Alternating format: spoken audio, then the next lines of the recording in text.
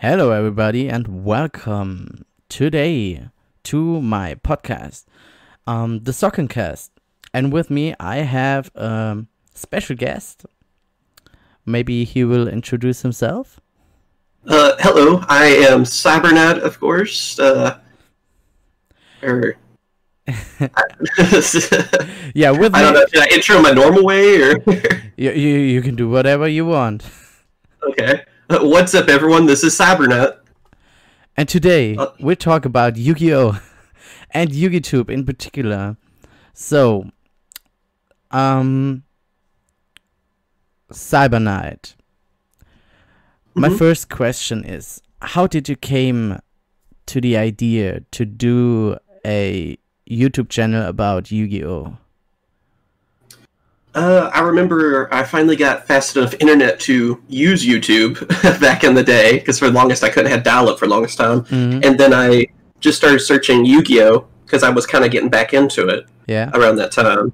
And I saw people there was only a few people that even posted Yu-Gi-Oh stuff, and it would be deck profiles, but it would be like as a slideshow or something with just like the pictures of the cards, because not many people had cameras, and of course it was before Dueling Book, Dueling Network, any of that stuff, Yu-Gi-Oh! Pro. And I just remember seeing people posting, like, I think the first thing was like a Crystal Beast deck profile, and I watched that, and I was like, hey, I could do something like this. This looks pretty fun. So I just kind of started from there, and then when I saw the pack openings especially, I was like, this sounds like a fun idea, because I remember when I had a locals, unfortunately I don't right now, but when I did have one, I always remembered how if anyone bought a pack of cards or something, everyone gathered around them to see what they got from it. So I was like, that's kind of a cool idea to do that virtually, you know? So that's kind of how I got into it. Cool. And what was your first touch with Yu-Gi-Oh? I think my story is pretty much the same as most, especially from like my generation or whatever, because the show was really kicking off around then, and people at school were talking about it. So once people at school start playing it and collecting the cards, then it seems like a lot of people start really getting into it at school, and we'd play it at lunch, and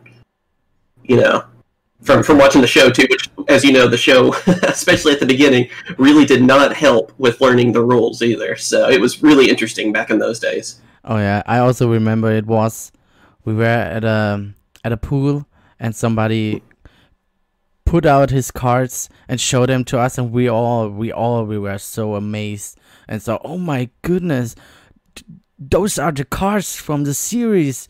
What the hell? They are real? So that was our first impression back then. Yeah, that was similar for me as well. And I remember most people, that was around the time too where Pokemon was still in its big time heyday, which is still doing good now, but it was like, I don't know, insane back then. And so we all had our Pokemon cards. We're like, oh, there's another card game. So it was kind of cool. Yeah, really. That's something I never got into, Pokemon cards. I never got into. I tried, but I never really got into, because I didn't know anybody who played it. So I didn't know the rules. I didn't know anything. And just collecting was not right for me.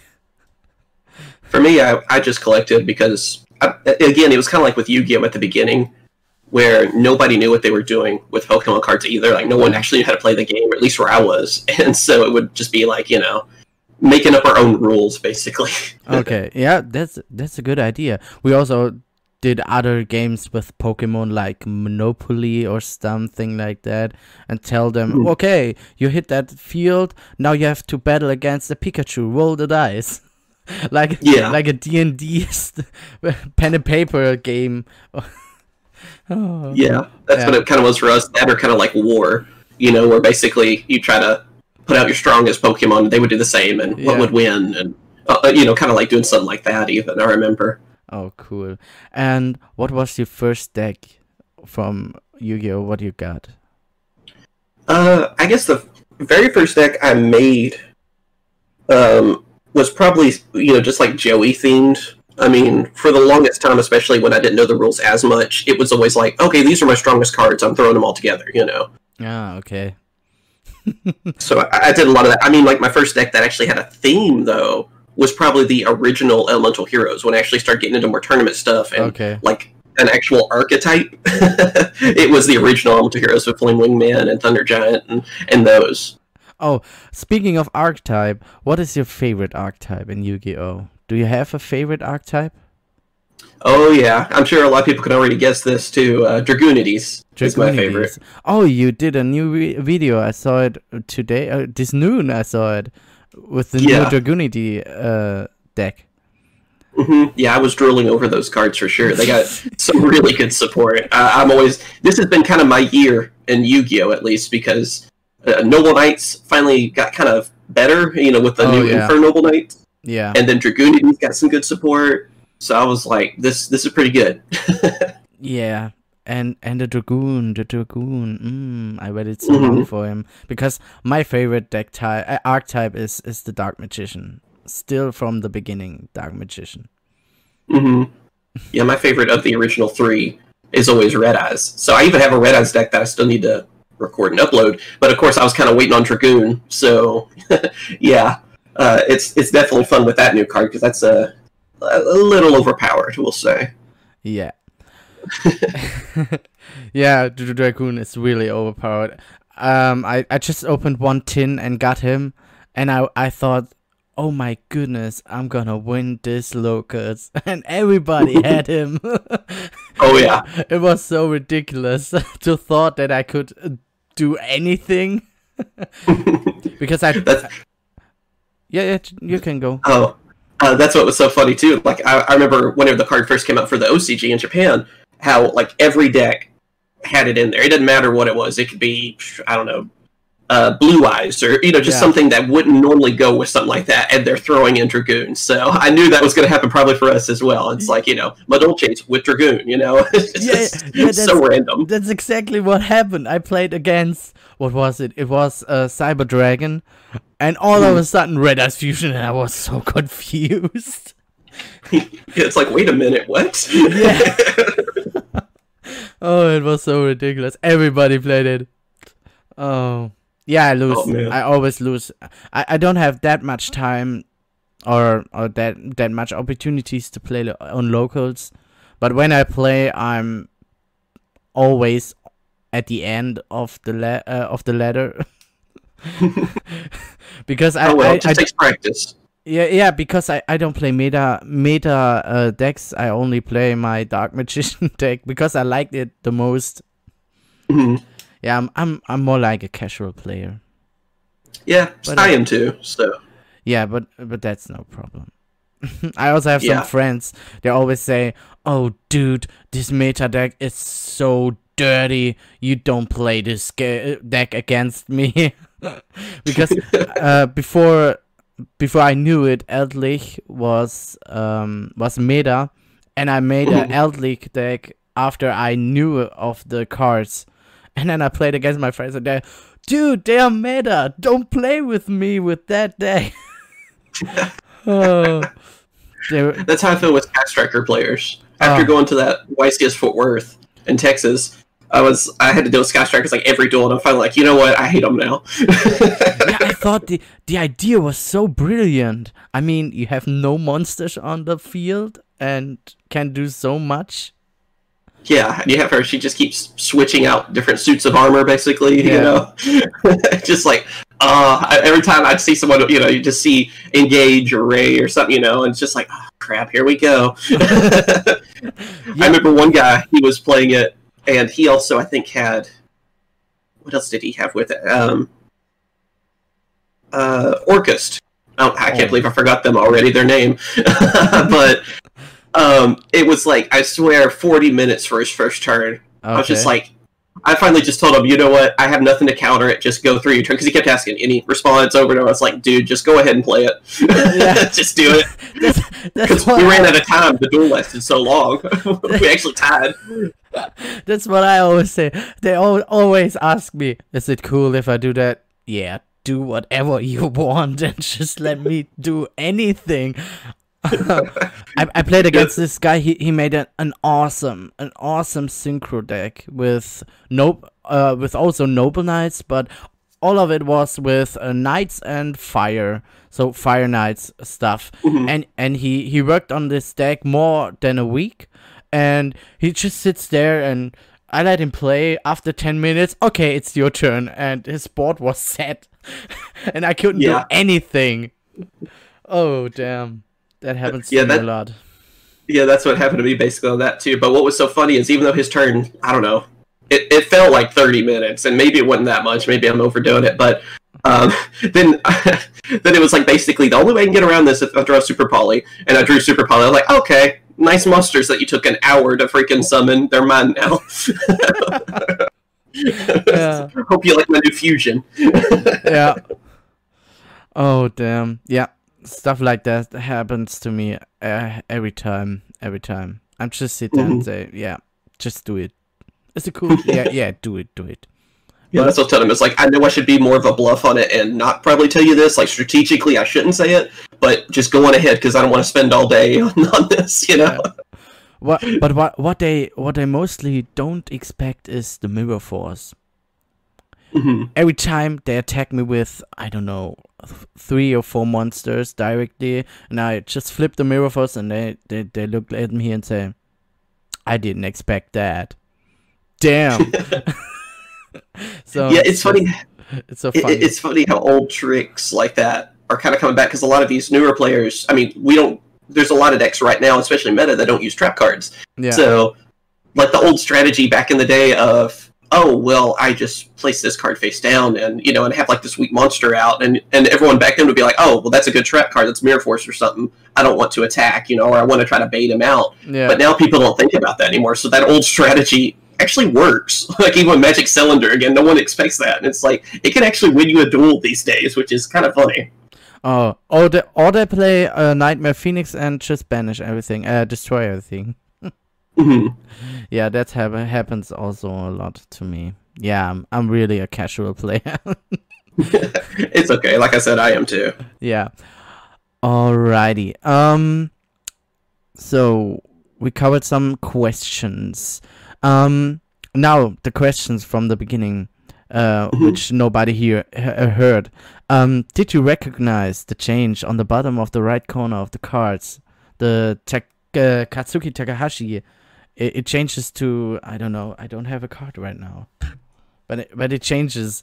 What are your thoughts about that? Let's see. I think the new one here, I have one next to me. It's Studio Dice TV Tokyo Konami, I believe is what it has. Yeah.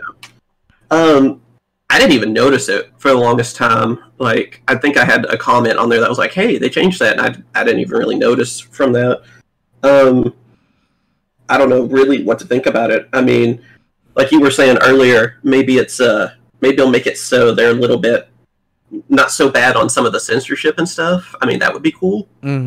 Of course.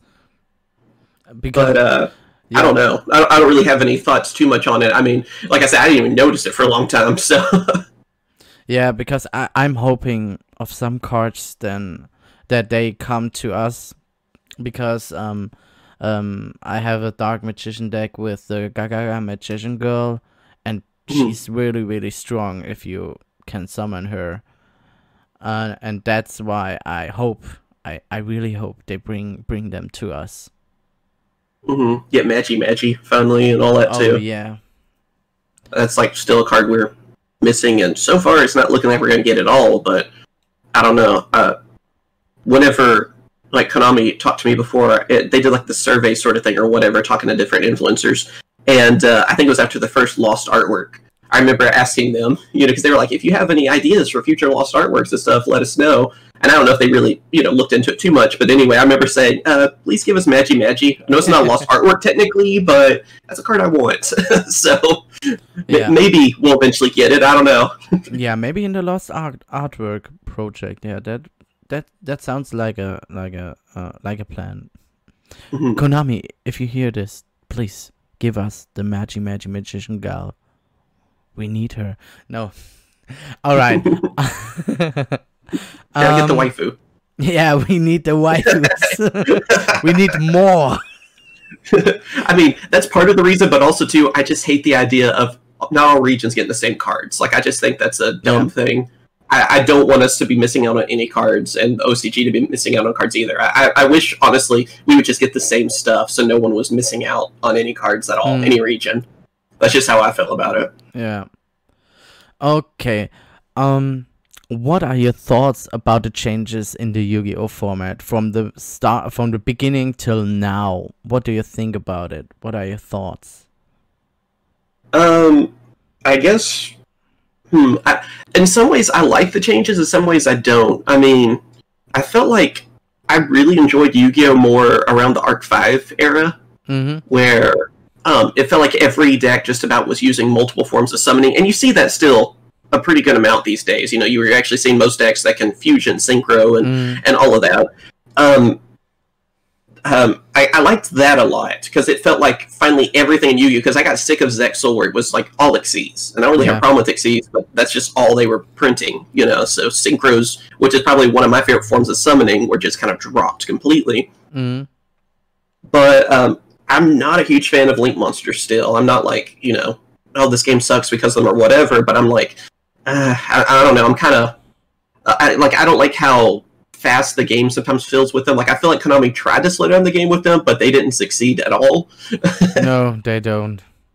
And I get tired of, like, with Needle Fiber and some of those where it's just like people are bringing out these 80 different things, and that's coming from a Dragoonity player too. I know I'm guilty of it, especially these days, of like summoning all these different links, then you throw them away, then you're bringing up the synchro, and I don't know, it just seems a little too crazy to me. I wish it was a little bit, because I feel like a lot of new players are gonna see it, they're gonna be like, nope, I'm not doing that. Yeah, a lot of my friends are also like that. They say, oh damn, synchro was cool, Xyz was okay, but Pendulum and Link, oh damn, no, I don't play with these cards.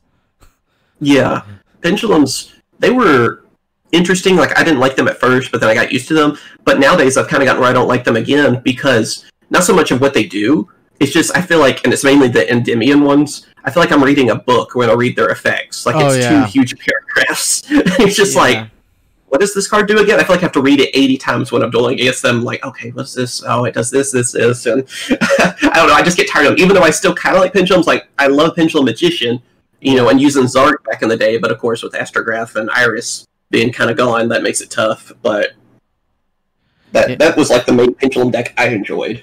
Yeah, since those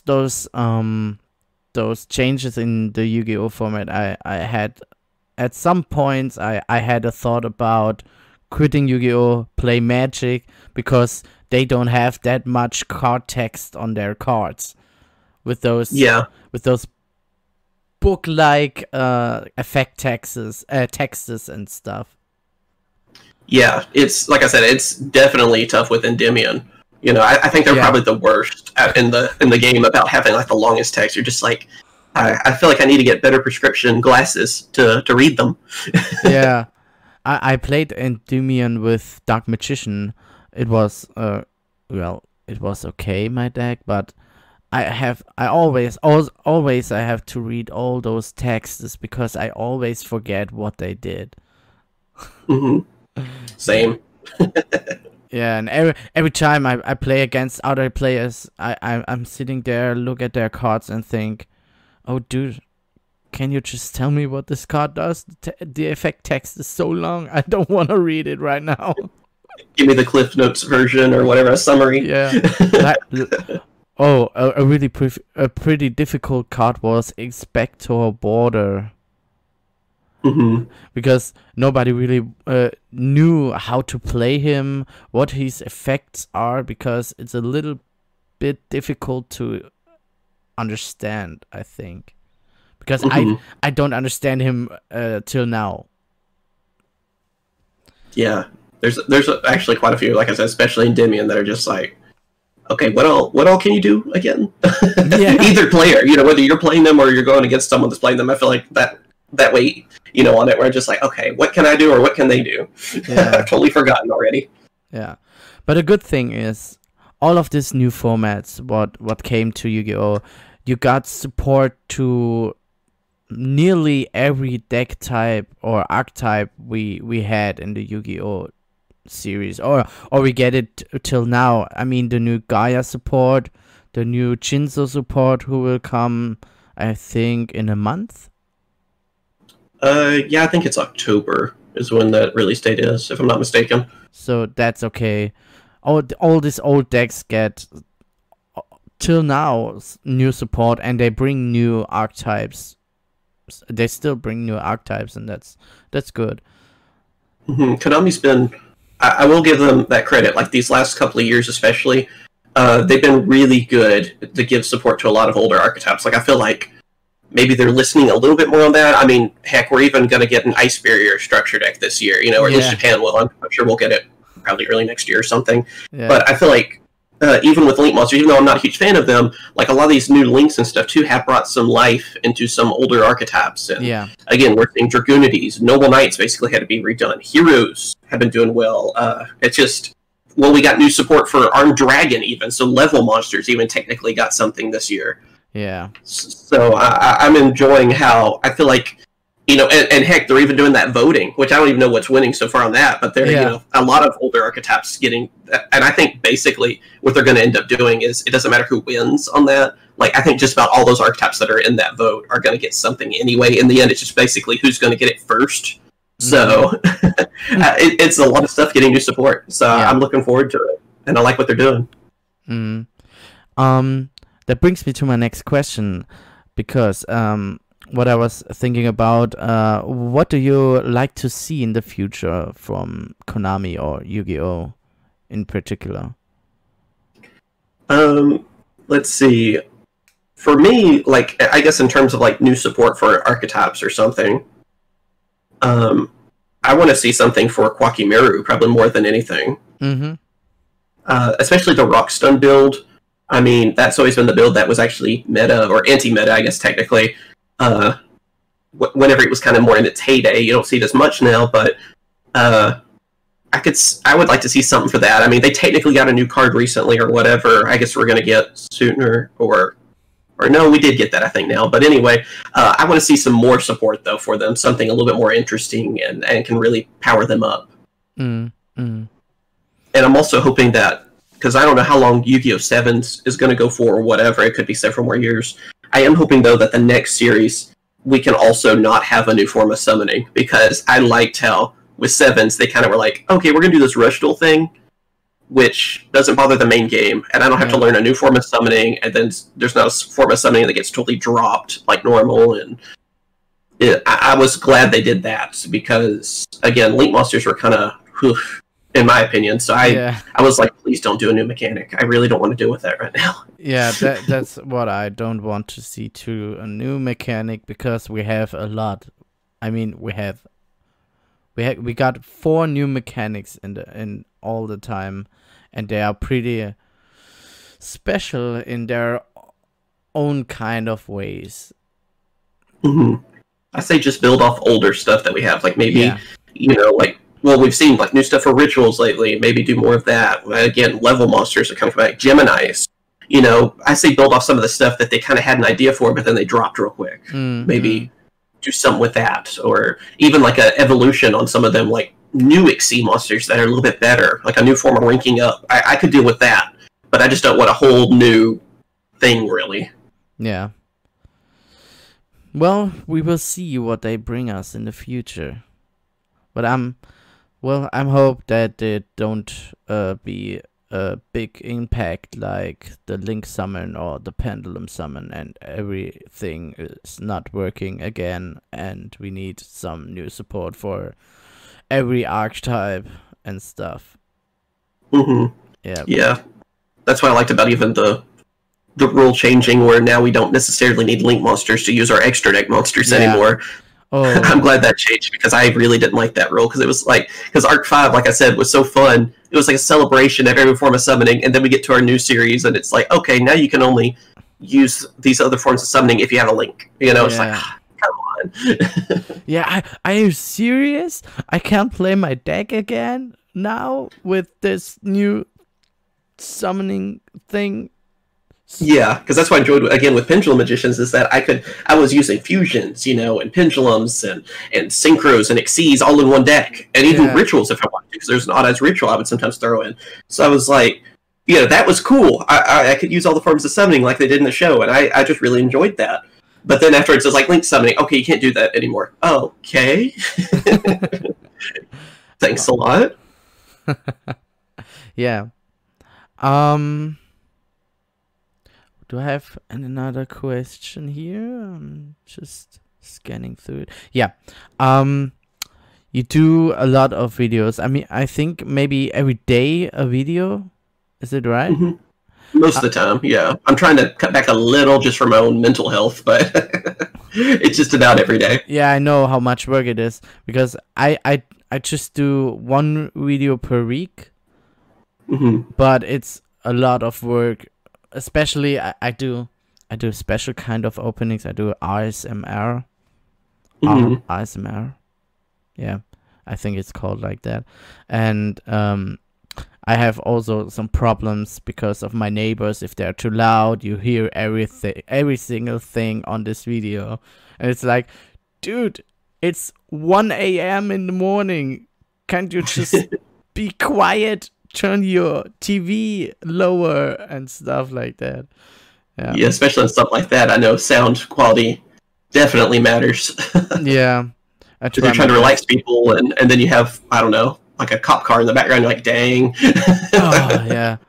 The last time my wife was in the kitchen working, and I told her an hour before, please be quiet for maybe 1.5 hours. And all of a sudden, in the middle, she starts cleaning the kitchen.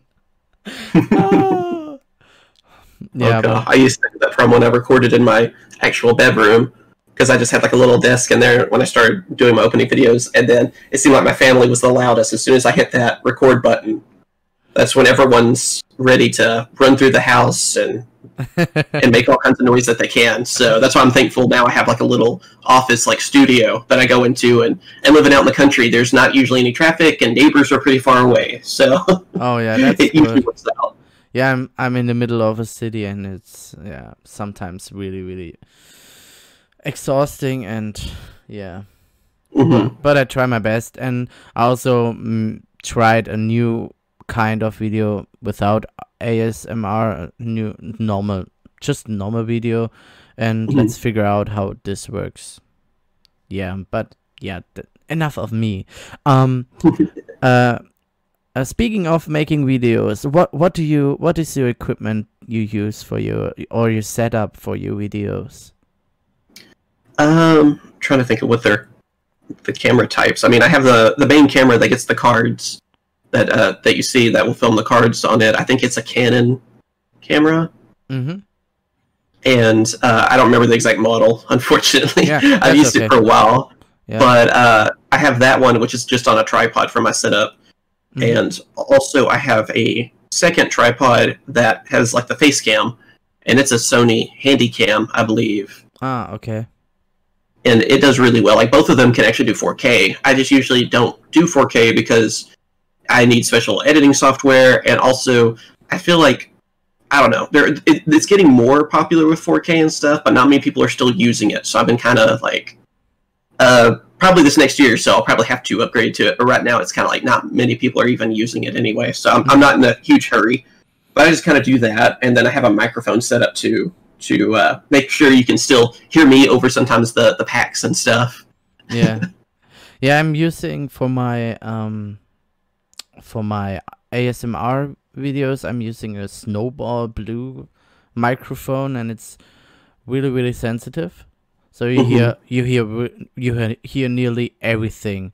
I started making videos in our living room, but you can also hear the TV, what's next in the next 2 rooms, so it's really sensitive. So I had to change my room and got to the office, but yeah, now you hear stuff, everybody who's behind the window or some what's it called? I don't know. The outside world, you can hear everything. Oh yeah, I used to have one of those too. The one I'm using like right now for this is like a Blue Yeti, I believe, is the one that's kind of the next step up, and it's pretty sensitive too. It's the one I use for like Yu-Gi-Oh news and whenever I'm recording off my computer, basically. So yeah, it's really sensitive as well. Yeah, now I try to switch over to this this microphone what I use now. It's a T-Bone. It's a podcast microphone, so I try to mix those two sounds from the snowball and this, and yeah, that's what I try to what I'm gonna try in maybe 30 minutes with the Dragons of Legends opening. Yeah. Yeah, I'm still waiting on mine. Supposedly FedEx is supposed to... I think I got one from Konami on the way, and I think FedEx is supposed to drop it off, so hopefully I'll get that here in a little bit, too. Oh, FedEx hates me, though, so we'll see. I hope you get it. Really, really soon. Yeah. So, if not, maybe tomorrow. Yeah. I have no questions anymore. I was so hard thinking over the last 2 weeks. What can I ask my guests, but I don't really get any ideas because it's also new for me, do a podcast. Yeah, but that should be it. Are there any shout outs you want to do?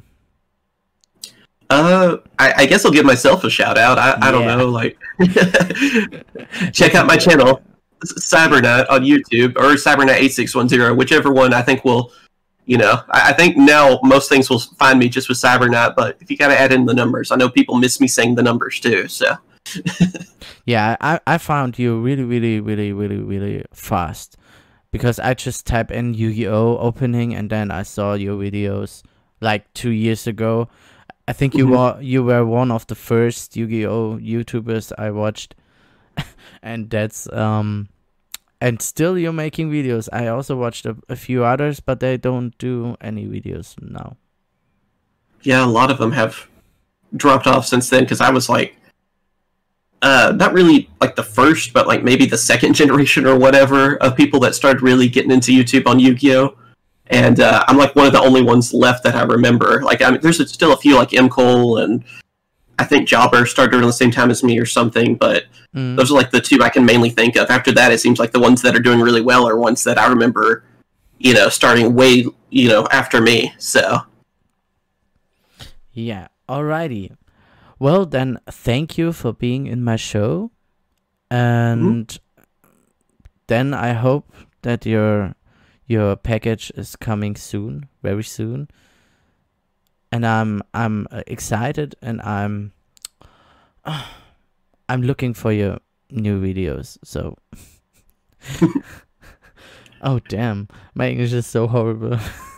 It's been a long day. So, all right, it's okay. You get used to doing this kind of stuff after a while. Yeah, thank you, Cyberknight. Maybe we will have you in the future, maybe in 1 or 2 episodes when you have time and you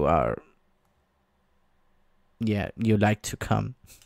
Well, sure, no problem. You are a welcome guest. So, I think that's it for today. If you want to check out his videos, just click in the link below. And yeah, that's it. Have a nice day. Take care, guys. The coronavirus is still there, so social distancing is really, really important. Wear your masks, and then see you later. Bye. Bye.